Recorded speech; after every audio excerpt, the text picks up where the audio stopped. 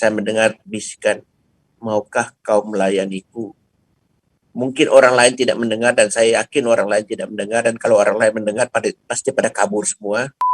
Saya dinamakan dokter gila oleh mereka karena idenya gila. Ada orang melakukan. Kalau sudah menerima puluhan M begitu, urat malunya sudah putus, sebagian nanti mungkin dikantongi.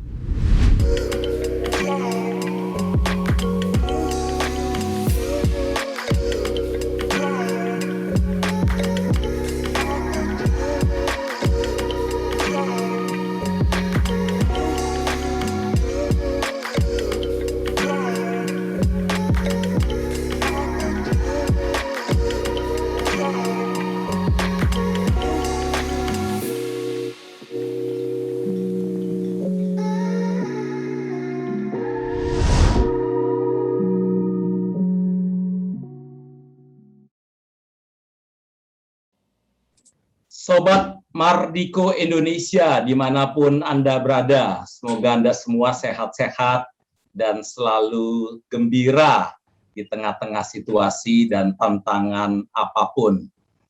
Anda berjumpa kembali dengan saya, Albertus Pati, yang akan menuntun kita di dalam satu percakapan yang digagas oleh Yayasan Mardiko Indonesia.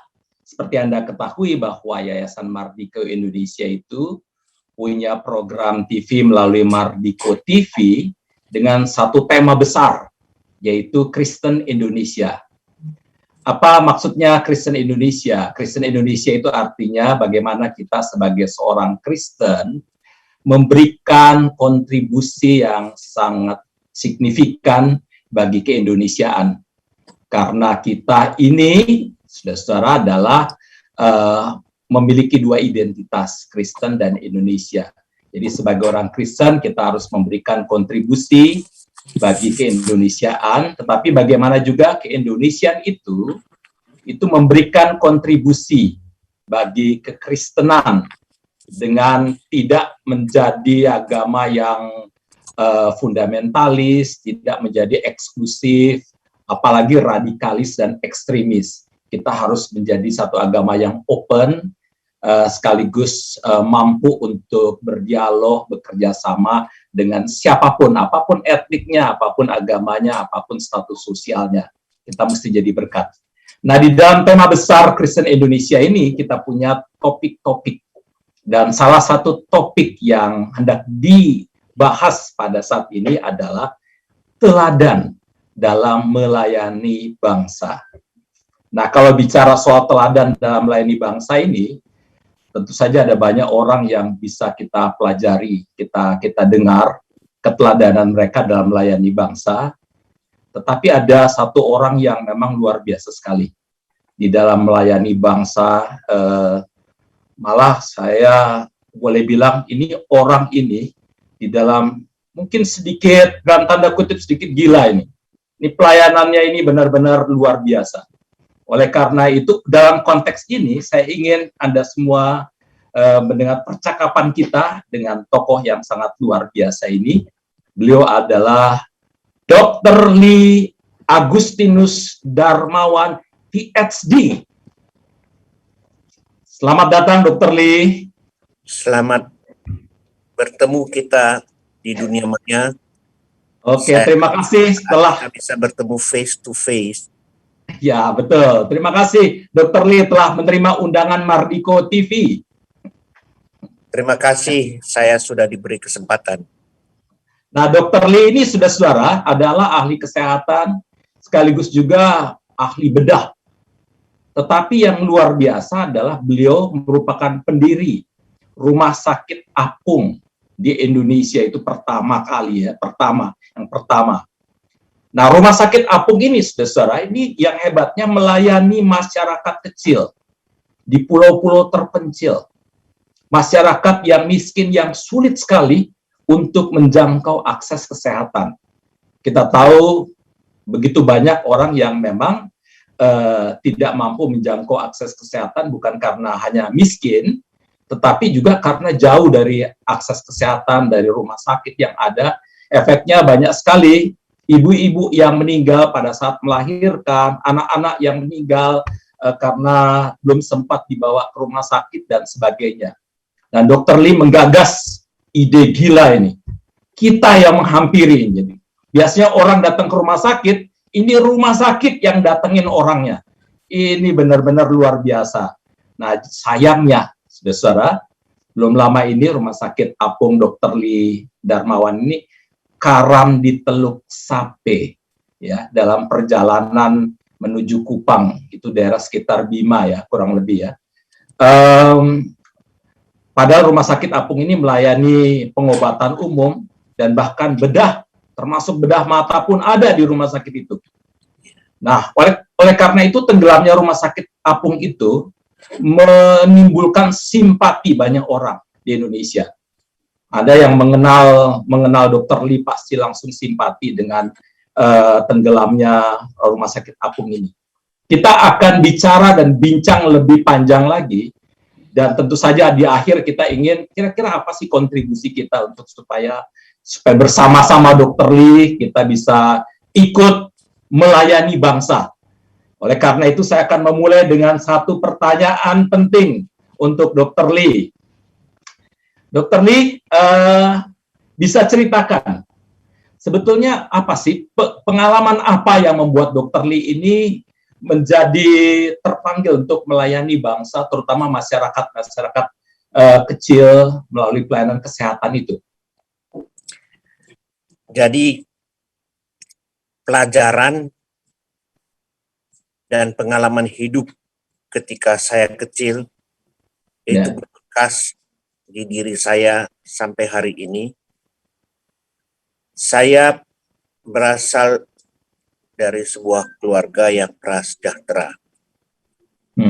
Dan yang menyedihkan saya, kami sekeluarga, terutama ibunda almarhumah, adik saya yang berusia setahun lebih muda dari saya, harus meninggal di pangkuan ibu hanya karena penyakit diare akut, dan kami tidak punya kemampuan untuk memberikan pengobatan yang adekuat untuk sang adik, apalagi mencari seorang dokter yang waktu itu sangat jarang, sangat sedikit. Sekarang pun dokter, tenaga kesehatan di Indonesia ini masih kurang. Oke. Kalau bercerita tentang kematian adik saya di pangkuan mama, beliau selalu menangis seolah-olah beliau tidak sanggup, tidak punya kemampuan dan tidak punya tenaga untuk memberikan perlindungan dan bantuan kepada sang buah hati yang sebenarnya merupakan kewajiban beliau menurut pendapat mama. Dan setiap kali beliau kalau bercerita sesudah bertahun-tahun tetap meneteskan air mata. Dan saya kasihan melihat ibu saya. Diam-diam di dalam hati saya bertekad ingin menjadi seorang dokter agar saya bisa menghapus air mata kesedihan seorang ibu dan menggantikannya dengan air mata kegembiraan.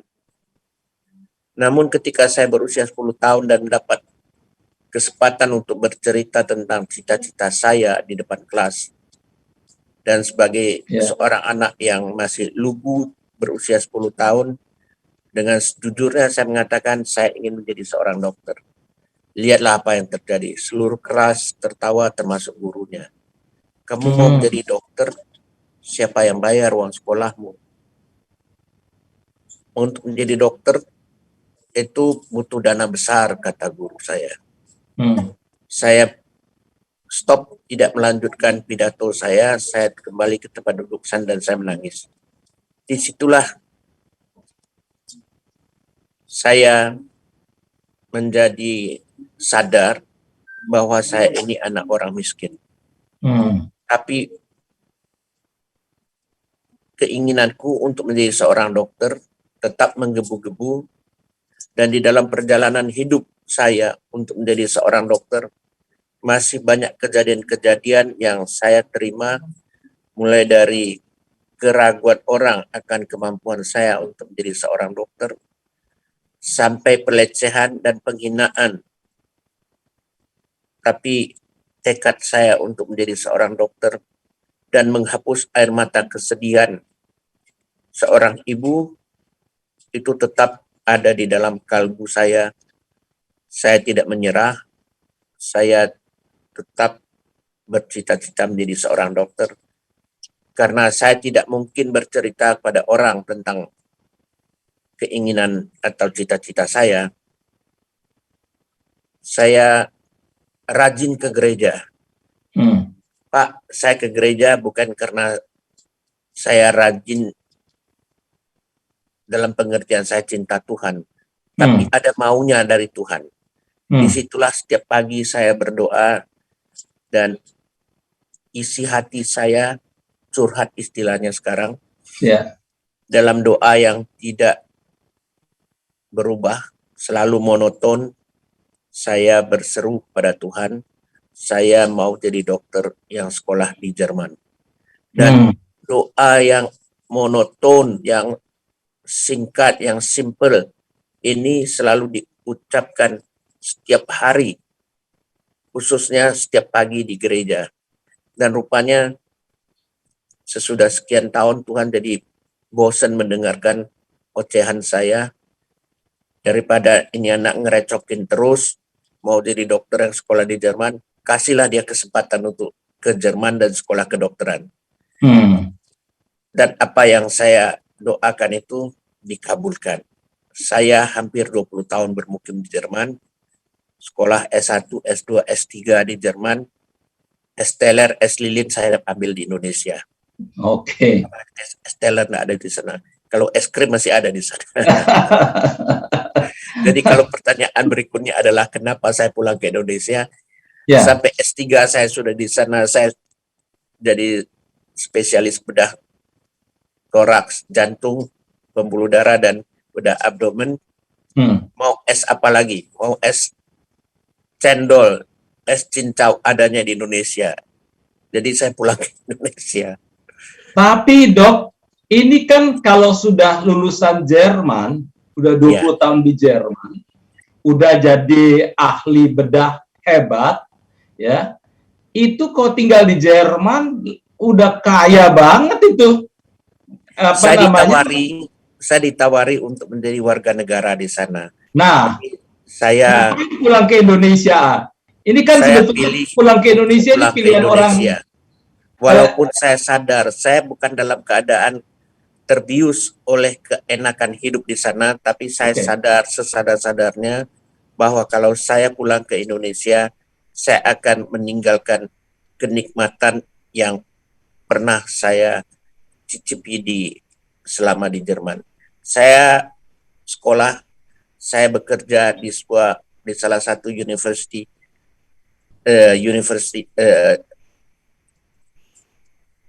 rumah sakit universitas yang sudah sangat tua, lebih dari 600 tahun usianya, dan salah satu universitas besar di Eropa. Tapi saya tetap meninggalkan segala nikmat yang ada di sana untuk pulang ke Indonesia. Mari kita sama-sama berjuang bahu-membahu membangun bangsa dan negara NKRI kita yang jaya. Luar biasa. Itu nggak diprotes sama istri dan anak-anak begitu memutuskan pulang? Oh ya, anak-anak masih kecil dan istri ikut saja. Ya. Ini padahal mungkin anak-anak atau istri berpikir bisa saja ini padahal udah enak di sini, sudah nyaman di sini, ngapain pulang cari perkara ya? Ya, yang itu barangkali belum begitu dirasakan oleh anak-anak karena mereka masih kecil-kecil. Tapi ketika saya memulai usaha saya untuk pergi ke daerah-daerah, justru keluargalah anak-anak saya yang memberikan support kepada saya. Yang support justru ya? Dan anak-anak saya mengatakan, Papa sudah menyekolahkan kami semua sudah sekolah, dan itu adalah modal yang Papa berikan kepada kami. Apa yang Papa peroleh dari hasil pekerjaan Papa, silakan Papa pergunakan sesuai dengan kehendak Papa. Saya pergi ke daerah-daerah terpencil, mereka antusias. Anak istri pernah saya bawa sampai ke hutan Papua. Waduh, luar biasa ya. Ya, dan mereka mesti melihat apa yang saya lakukan. Betul. Dok, banyak orang bertanya, Dok. Ini apa sih yang membuat yang tiba-tiba seorang dokter Lee punya ide untuk bikin rumah sakit apung? Ya, jadi mendadak sih tidak ya. Ya. Ini hasil kumulasi dari pengalaman melayani saudara-saudara kita yang membutuhkan bantuan kita. Kalau ini kita bisa juga berkata begini, saya memberikan pelayanan gratis di Jakarta. Kalian kalau yang butuh bantuan, kalian datang, saya kasihkan gratis semuanya. Itu masuk akal enggak itu?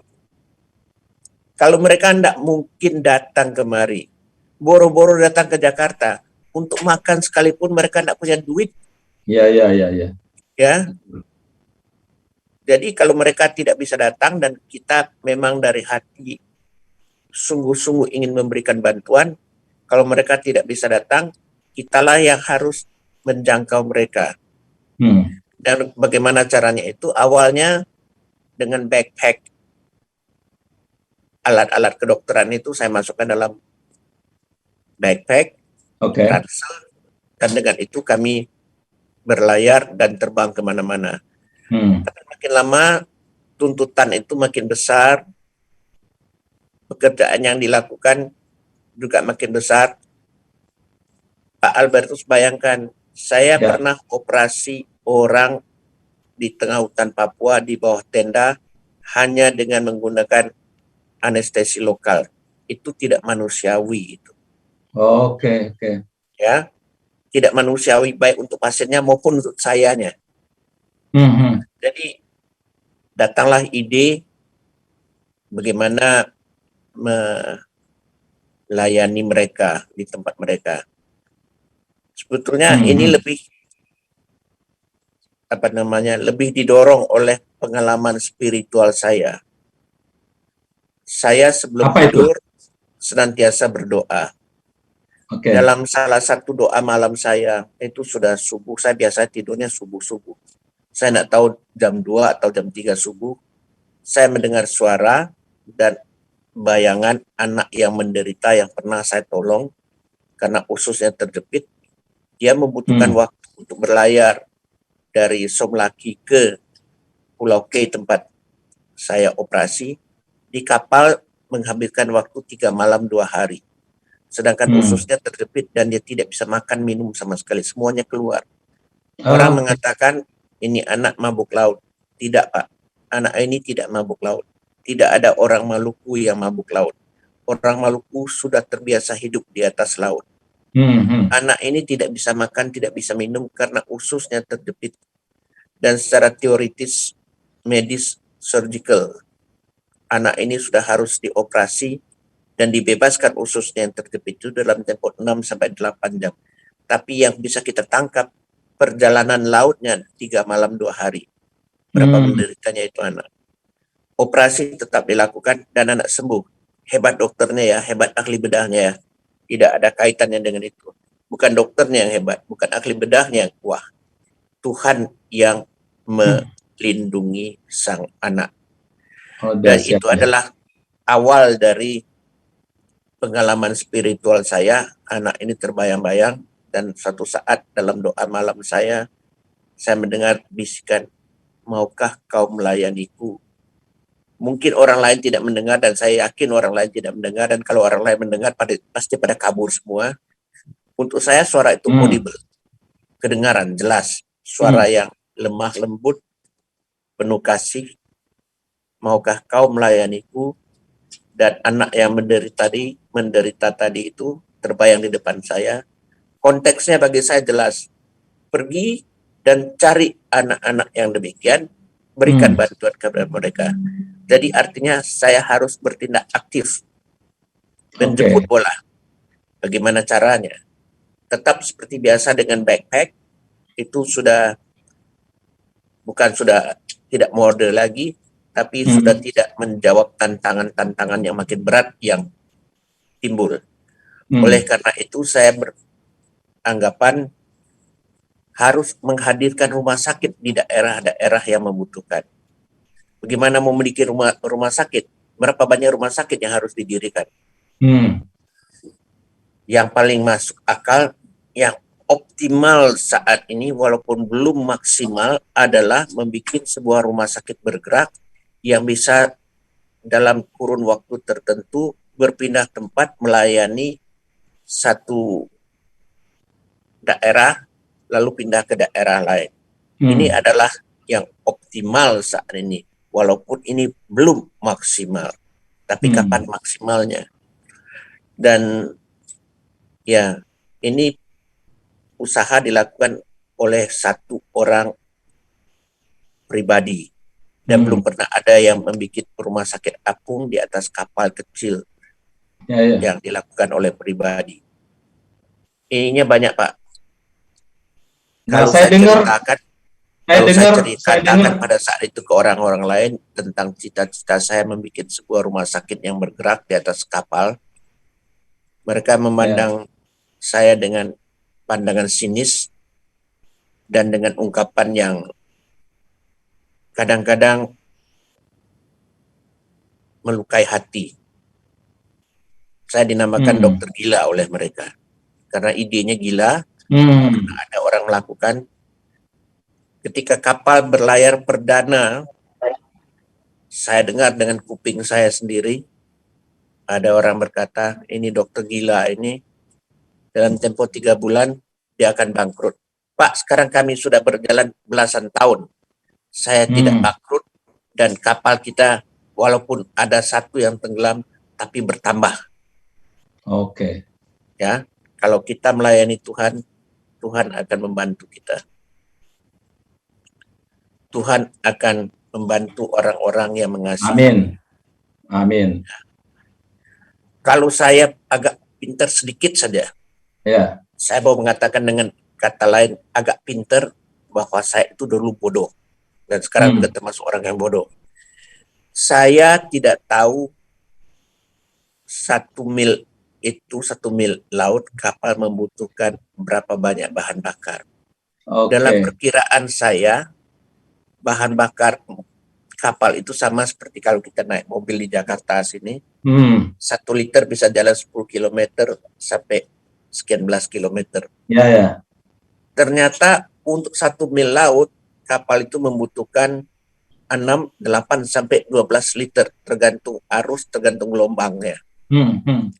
Dan harga BBM sebelum dijadikan satu harga oleh Pak Jokowi, harga BBM di timur sana 10 kali lipat daripada di sini. Kalau ada barangnya lagi. Tetapi lihatlah, karena saya tidak tahu, karena saya tidak mengerti, jalan saja, dan ternyata Tuhan menyediakan segala-galanya. Kami tidak pernah kekurangan bahan bakar. Tidak pernah kapal itu berhenti di tengah jalan karena kekurangan bahan bakar BBM. Tidak. Kapal tetap berjalan. Dan yang saya bingung adalah dari mana itu duit. Itu ketidaktahuan yang mendatangkan berkat namanya, Dok. Apa? Ketidaktahuan yang mendatangkan berkat. Iya, Tuhan menggunakan orang-orang bodoh untuk mengalahkan, untuk mempermalukan orang pintar.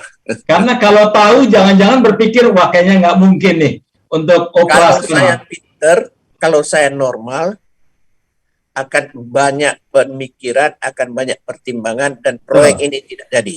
Ya, itu blessing in disguise namanya ya. Iya. Dan saya dengar, Dok, ini benar apa enggak, ini langsung aja Dr. Lik. Tapi sebelum saya ajukan pertanyaan ini, kelihatannya memang kegilaannya Dr. Lee ini udah kelihatan dari kecil, udah miskin pengen jadi dokter. Inginnya ke Jerman lagi. Apa nggak gila itu memang kan gitu ya? Ya, sudah miskin, Ya, nggak tahu malu pula mau pergi ke ke Jerman. luar negeri untuk sekolah.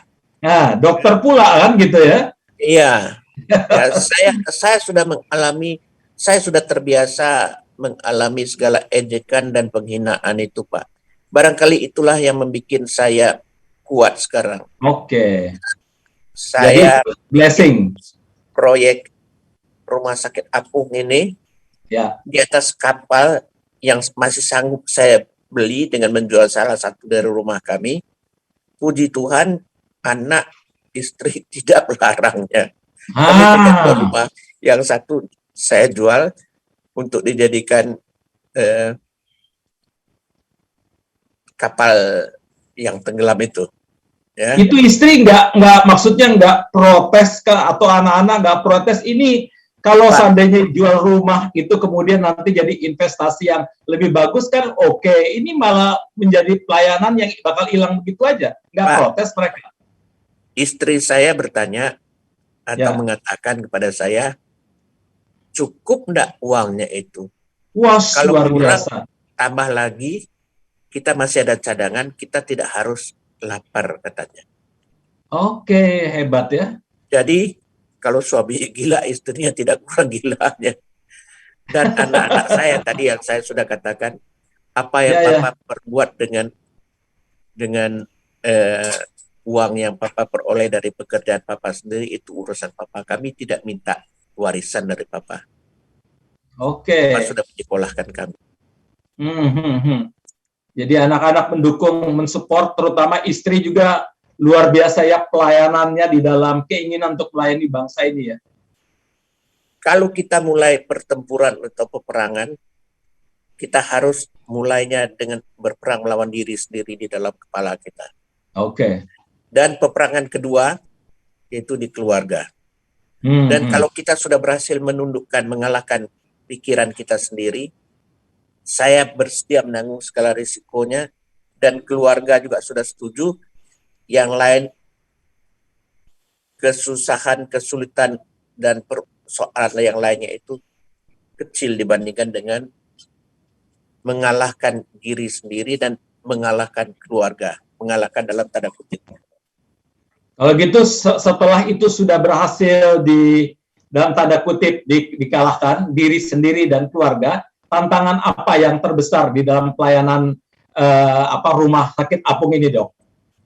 Tantangan-tantangan yang kami hadapi itu adalah tantangan-tantangan dari natur. Bagaimana kita mengalahkan ombak kapal yang begitu kecil, orang prediksi tidak akan bisa sampai ke Papua. Dan kami berkeliaran bertahun-tahun di Papua, di NTT. Bisa kok. Lalu bagaimana saya operasi di atas kapal? Bisa kok. Tetap saya bisa, berdikari. Ya? Caranya nih, tekniknya saya kembangkan sendiri. Saya berdikari operasinya. Berdiri di atas kaki kiri. Oh gitu ya? Ya, dengan satu kaki. Berdiri di atas satu kaki. Dengan demikian, badan saya tempelkan ke meja operasi. Saya mengikuti alunan gelombang. Sesuai dengan pergerakan meja operasi. Kaki kanan saya pakai untuk melayani atau memfungsikan alat. Kedua tangan juga, kedua mata juga, kedua kuping juga. Jadi berdiri cuma di atas kaki kiri. Dan berdiri di atas kaki kiri ini kita sudah tahu lama ya, berdikari. Ya. Berdiri di atas kaki sendiri, bukan berdiri di atas kaki kiri untuk saya. Ya. Oke. Nah, itu adalah teknik yang saya kembangkan dan itu ternyata berhasil kok. Berhasil ya. Itu kira-kira sekarang sudah mempekerjakan berapa atau melibatkan berapa dokter-dokter lain, Dok, di situ? Apakah dokter Lee aja? Kami dari statistik terakhir yang saya terima dari teman-teman, kami punya relawan, baik tenaga kesehatan maupun non-nakes, berkisar 1.500 orang di seluruh Nusantara. Indonesia. Ya. Wow. Jadi ini bukan cuma pelayanan, tetapi itu udah mengekspor kegilaan juga itu. Mau melayani sampai ke ujung-ujung itu. Ya, jadi virus gilanya ini saya harap tetap ditularkan ya. Ya, ya. Dan yang mengharukan kadang-kadang adalah dokter-dokter anak-anak muda yang masih belum tahu harus kerja di mana tahun depan, Ya, tapi ya. mereka sudah mendaftar untuk jadi relawan. Oke, Ya, luar mereka biasa tak ya. pikirkan hari depan mereka. Mereka tahu ini adalah pelayanan yang kami juga ingin rasakan. Hmm. Nah, ini begini dok, yang kemarin kan kita tahu bahwa ada salah satu kapal yang Ya, sudah jadi Bahenol tenggelam. ya tenggelam ya, itu memang Ya, ikut prihatin ya dok. Mungkin karena dia sudah tua juga. Jadi dengan apa namanya tenggelamnya kapal ini, gimana respons dari keluarga dengan ini, apa lihat nih bahaya ini, udahlah dok, apa namanya, anak-anak bilang papa udahlah stop aja lah, mungkin istri bilang udahlah udah cukup lah, sudah, itu artinya tanda Tuhan bilang stop, atau gimana? tidak. Justru saya sedang mempersiapkan diri saya secara serius sekarang Ya, agar di usia ke-80, jadi 5 tahun ke depan, ya, saya ya. masih sanggup kuat fisik, jasmani, dan rohani melakukan pekerjaan-pekerjaan di atas kapal. Saya sedang melatih diri saya sekarang. Oke. Dan tentang tenggelamnya Bahenol, Ya. tentu saya menangis, saya sedih. Tapi Bahenol ada untuk melayani. Bukan kami melayani karena ada Bahenol. Tidak Oke. dibalik.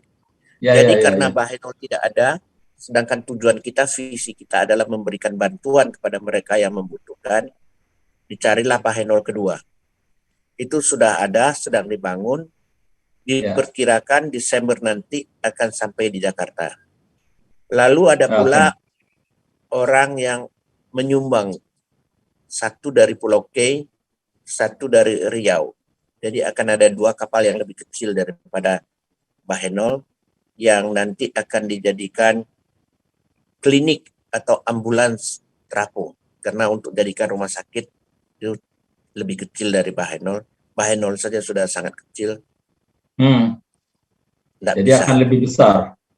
Kami akan jadikan itu mungkin sebagai feeder untuk rumah sakit Tongkang kami yang sedang melayani di Riau Kepulauan, Ya. atau sebagai ambulans laut, atau klinik laut, klinik terapung. Itu bisa. Selama ini apakah pemerintah cukup mendukung apa yang dilakukan oleh Dr. Lee? Jangan tanya apa yang dapat negara lakukan bagimu, tapi tanya apa yang dapat kau lakukan bagi negaramu. Karena kita harus bangga menjadi orang Indonesia. Dan kata-kata itu kata-kata yang sering saya kutip dari Kennedy, dan saya setuju dengan beliau. Kalau kita selalu menunggu-nunggu, ini urusanmu, kau yang kerjakan, walaupun aku mungkin punya kemampuan, tapi bukan urusanku, urusan negara, pemerintah lah lakukan. Akan jadi apa negara kita? Ya, kita hendaknya semua 270 juta rakyat Indonesia ini bersatu padu, menyingsingkan lengan baju, ikut membangun NKRI Nanjaya sesuai kemampuan, sesuai profesi masing-masing, sesuai dengan bakat dan talenta masing-masing. Setelah kapal tenggelam, dok, apakah saya dengar udah ada sumbangan-sumbangan, apakah memang cukup atau memang masih butuh sumbangan lain supaya pelayanan lebih besar dan lebih efektif lagi, dok? Ya, untuk membeli 1-2 kapal sudah cukup. Tapi apakah kapal saja cukup untuk melayani? Harus ada alat peralatannya. Kapal itu harus dirombak. Ya. Itu yang mahal ya? Sekarang kami punya 3 kapal ini. Yang satu Ya. yang kami beli, yang 2 hadiah. Ya. Oke. Dan ini harus dirombak. Membutuhkan waktu masih karena kapal belum selesai. Ya. Ya, ya. Satu, kedua BBM-nya. Ketiga tenaga manusianya. Ya. Termasuk Apakah nakes ya. ya, apakah karena kita melakukan perbuatan sosial orang-orang ini tidak harus hidup? Orang-orang yang kerja di departemen sosial pun harus dibayar gajinya. Betul, betul. Ya kan? Setuju. Ya, nah ini semua membutuhkan uang kecil yang tidak sedikit. Tapi kami tidak akan menyerah. Kata menyerah sudah saya hapus dari kamus hidup saya. Tidak mampu, tidak sanggup, tidak mau, dan yang terakhir menyerah itu sudah saya hapus dari kamus kehidupan saya. Oh begitu ya. Jadi memang tidak. Jadi selama pengalaman Dr. Lee ini tidak punya pengalaman ketika menjalani rumah sakit apung ini, tidak pernah punya pengalaman sesuatu yang membuat aduh kayaknya lebih baik berhenti aja, kesel. Yang ada hanyalah tujuannya apa. Oke. Segala kejadian dalam mencapai tujuan ini saya anggap kerikil-kerikil. Kalau orang di Nias bisa melompati batu besar, kok kerikil-kerikil tidak bisa kita lalui? Dahsyat ya, ini yang mesti kita saya berterima kasih kepada teman-teman yang mau ikut berpartisipasi di dalam Dr. Share, karena kalau sendiri saja tidak mungkin saya lakukan. Banyak sudah yang ikut di dalamnya. Dan ini virus kegilaan yang menular. Dan saya berterima kasih, bergembira karena virus yang satu ini bisa ditularkan dan tidak ada vaksinnya. Nggak perlu vaksin. Yang kayak gini. Jangan dikembangkan vaksinnya. Saya tidak setuju. Setuju. Ini nggak butuh vaksin ini. Tidak butuh vaksin. Kalau gitu apa rencana Dr. Lee ke depan ini di dalam rangka pelayanan pelayanan rumah sakit apung ini, strateginya apa saja, rencananya ke depan? Pak, orang sering bertanya ke saya, mengapa saya melakukan semuanya ini? Jawaban saya standar dan itu sesuai dengan kenyataan sesungguhnya. Iman dan nasionalisme. Oke. Kalau iman dan nasionalisme ini kita padukan menjadi satu, ini tidak lain adalah Pancasila yang diterapkan. Iman karena kita yakin kehidupan kita, kehidupan pribadi dan kehidupan berbangsa dan bernegara ini semua diatur oleh Tuhan yang Maha Kuasa, yang Maha Esa dan Maha Kasih. Lalu lahirlah kemanusiaan yang adil dan beradab. Oleh karena kemanusiaan inilah, rasa kemanusiaan inilah, kami berlayar kemana-mana untuk memberikan bantuan. Dan ini dalam koridor kita di dalam NKRI, Persatuan Indonesia. Dan kita mengakui hierarki yang ada di dalam negara kita. Kerakyatan yang dipimpin oleh hikmah kebijaksanaan dalam permusyawaratan perwakilan. Tujuan kita adalah menghadirkan sila kelima, keadilan sosial bagi seluruh rakyat Indonesia. Kalau Bapak lihat, iman dan nasionalisme ini, itu adalah Pancasila yang yang kami terapkan dalam pekerjaan kami sehari-hari, melayani NKRI kita ini, melayani Tuhan kita. Jadi implementasi dari Pancasila ya? Implementasi dari Pancasila ya. Pak, saya ini salah satu dari 72 ikon Pancasila loh. Oke. Ini luar biasa ini. Kita akui semuanya. Ini menjadi teladan yang baik karena memang ini juga membuat kami ingin, wah ini apa yang telah virus gila yang telah diberikan oleh Dr. Lee ini mesti disebar kemana-mana ini. Dan saya adalah orang yang pertama yang menentang pembikinan vaksin anti kegilaan yang seperti ini. Setuju, saya dukung, dok. Terima kasih.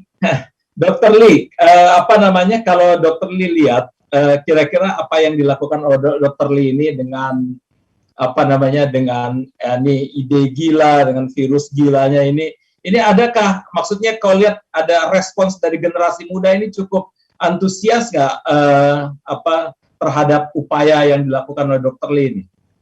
Ini surprisingly reaksi dari dokter-dokter muda, saya juga mengajar, luar biasa. Gitu ya. Antusiasme mereka luar biasa. Dan mereka menemukan romantika di dalam pelayanan yang kami lakukan ini. Dahsyat ya. Itu bukan cuma dokter, tapi suster atau apa segala macam. Iya. Oke. Inilah yang pernah dikatakan oleh Bung Karno dulu, inilah dialektika dan romantikanya revolusi besar kita. Nah, mantap sekali. Ini Soekarnois banget, ini udah langsung jelas nih. Saya pengagum Soekarno, ya. Ya. Saya bersyukur kita pernah punya seorang presiden seperti Soekarno, Bapak bangsa kita. Ya. Kalau begitu dok, kira-kira menurut Dokter Lee, ini boleh disampaikan, bisa menjadi kritik dan sebagainya. Kira-kira apa yang dilakukan Dokter Lee ini cukup didukung, kita nggak ngomong negara sekarang, didukung gereja nggak? Apakah gereja cukup ikut menopang, menunjang dengan segala macam melihat begitu banyaknya pengeluaran sampai sekarang pujian sering saya terima dari segala pihak. Tapi kita tahu ora et labora, berdoa dan bekerja. Yang doanya sudah banyak dan Tuhan akan membuka hati orang-orang untuk memberikan bantuan dalam bentuk nyatanya. Saya adalah orang yang percaya. Buktinya saya bertahun-tahun berdoa mau sekolah kedokteran di Jerman dan itu dipenuhi, dikabulkan oleh Tuhan. Dan saya yakin apa yang belum kami terima sekarang, bantuannya akan diberikan. Karena kita memang masih membutuhkan banyak. Dan itu memang di dalam konteks ini sudah pendengar Mardiko TV dan penonton Mardiko TV, kita tahu bahwa begitu banyak tantangan, masalah, persoalan, terutama memang perlu banyak biaya untuk pengembangan pelayanan dari rumah sakit apung yang digagas oleh Dokter Lee itu. Oleh karena itu memang masih dibutuhkan sumbangan, kontribusi dari saudara semua, dan memang kita akan melihatnya ini di layar kaca Anda bisa mengirimkan dana sumbangan kontribusi Anda di dalam rekening yang sudah terlihat di layar kaca ini. Kiranya bantuan Anda ini akan menjadi berkat, terutama tentu saja kepada masyarakat kecil, orang-orang miskin, mereka yang jauh dari akses kesehatan ya. Dan apa yang telah dilakukan Dokter Lee ini, sekali lagi, itu merupakan satu terobosan yang luar biasa. Ini hanya dalam tanda kutip hanya orang gila yang mampu melakukan ini dan nekat lakukan itu.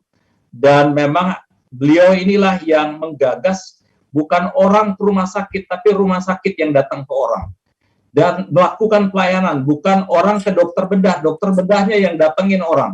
Ini luar biasa, dan itu muncul dari hati yang melayani, dan tentu saja tidak terlepas ternyata dari pengalaman masa kecil, terutama pengalaman ketika adiknya meninggal di pangkuan ibu, tetapi juga pengalaman spiritual yang luar biasa, di mana Tuhan sendiri berbicara personally kepada Dokter Lee dan memang dipanggil untuk melayani, dan itu yang membuat Dr. Lee menjadi pribadi yang sangat luar biasa, karena mestinya seorang lulusan Jerman itu udah jadi kaya raya yang hebat, udah tinggal menikmati saja, tetapi ternyata bersedia meninggalkan egoisme pribadi, lalu malah masuk ke pelosok-pelosok untuk melayani orang-orang yang justru tidak mampu membayarnya. Bahkan ke pelosok-pelosok itu banyak resiko, entah ada binatang buas, entah dirampok atau di segala macam. Tapi ini memang sekali lagi, ini hanya orang gila yang benar-benar mampu lakukan itu, tetapi ini virus gila yang kita butuhkan bagi keindonesiaan kita, dan itu nampak di dalam pribadi maupun di dalam pelayanan yang dilakukan oleh Dr. Lee. Ya, terima kasih Dr. Lee yang telah memberikan begitu banyak inspirasi yang luar biasa. Mungkin Dr. Lee bisa kasih semacam closing statement untuk kita, kami semua generasi muda dan masyarakat Indonesia, jiwa apa yang perlu kita miliki supaya kita semua bisa saling melayani tanpa memandang etnik, tanpa memandang agama, tanpa memandang status sosial dan sebagainya, sehingga Indonesia ini bisa dibangun bersama-sama, kan gitu. Silakan Dr. Lee kalau bisa kasih closing statement. Ya, barangkali sebagai closing statement saya ingin menjawab beberapa pernyataan nyinyirnya orang-orang yang menulis di sosial media. Ya. Kalau sudah menerima puluhan M begitu, urat malunya sudah putus, sebagian nanti mungkin dikantongi. Pak, jauhkanlah hal yang demikian terjadi pada diriku. Ya. Karena saya bertanggung jawab kepada Tuhan saya. Dan Tuhan melihat segala-galanya. Saya bisa menipu semua orang, tapi Tuhan saya tidak bisa saya tipu. Dan saya tidak ingin menipu Tuhan saya. Saya tidak akan memakan 1 sen pun uang yang disumbangkan itu untuk keuntungan pribadi saya. Ya. Jauhkanlah saya dari segala macam bentuk korupsi seperti yang demikian, atau merampok uang yang disumbangkan itu, tidak mau saya. Kedua, kalau kita mau menjadi bangsa yang besar, negara kita negara besar, negara kaya, tapi sayangnya ada gap, ada kesenjangan antara yang kaya dan yang miskin. Dan kesenjangan ini sangat nyata antara barat dan timur. Walaupun di daerah barat pun ada daerah-daerah yang sama tertinggalnya seperti di daerah 3T lainnya. Kalau kita merasa kita saudara sebangsa dan setanah air, sudah layaknya lah kita saling membantu. Kalau kita sanggup, berbagilah kepada mereka. Kita tidak akan menderita oleh karenanya. Sebaliknya, orang-orang akan lebih bersyukur dan mereka akan menjadi bahagia ketika kita mau berbagi dengan mereka. Dan kebahagiaan mereka adalah kebahagiaan kita sendiri.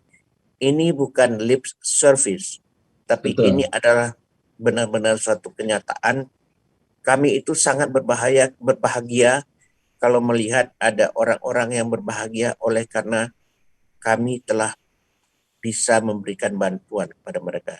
Dan bantuan itu tidak hanya bantuan medis, tapi kadang-kadang ketika kita mau mendengar keluhan, kesusahan, kesulitan yang mereka alami, itu sudah membahagiakan mereka.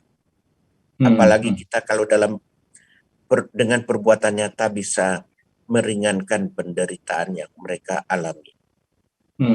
Dan saya harapkan dari generasi penerus, saya baru berusia 3/4 abad. Baru ya? Baru 3/4 abad, belum 1 abad. Ya. Saya berharap agar terutama yang mau menjadi dokter atau yang sudah jadi dokter, janganlah berpandangan seperti orang-orang dulu berpandangan, seorang dokter itu hanya menjadi dokter karena ingin mengejar kekayaan. Itu tidak. Kami dokter ini punya sumpah Hippocrates yang berkata dalam bahasa Latinnya salus egroti suprema lex est. Jadi digabung dalam satu kalimat saja. Ya. Kemaslahatan pasienku adalah hal terutama, suprema lex est, hal yang terutama bagiku. Sekian Pak, terima kasih atas kesempatan yang telah diberikan. Terima kasih banyak Dr. Lee. Jadi Sobat Mardiko dimanapun Anda berada, Dr. Lee ini seorang teladan ya di dalam melayani bangsa. Beliau ini luar biasa. Jadi kalau ada omongan miring yang bilang ini dana-dana kemana, saudara, Dr. Lee itu bahkan menjual rumahnya untuk membeli kapal. Dia nggak peduli dengan harta bendanya, yang penting bisa melayani. Rekor beliau dalam pelayanan itu membuat orang percaya kepada beliau.